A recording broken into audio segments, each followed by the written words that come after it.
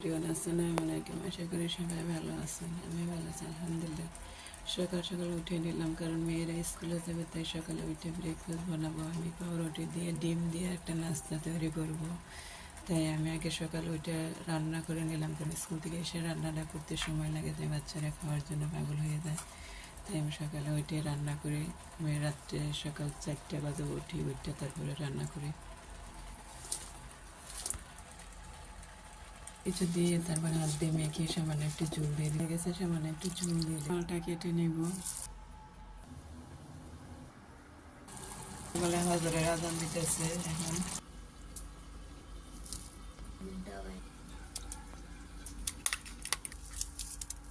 আমাদের সকালে নাস্তা করে তেলে দিয়ে ভাজবো।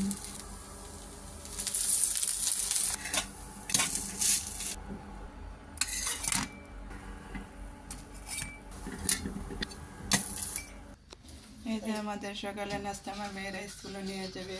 আজ এই পর্যন্ত থেকে ভালো থাকেন। আসসালামু আলাইকুম। আমার ভিডিও দেখে আমার কাছে বেশি বেশি করে শেয়ার করবেন, লাইক করবেন। সকালে স্কুলে নিয়ে যেতে হবে ওদেরকে। আল্লাহ হাফেজ।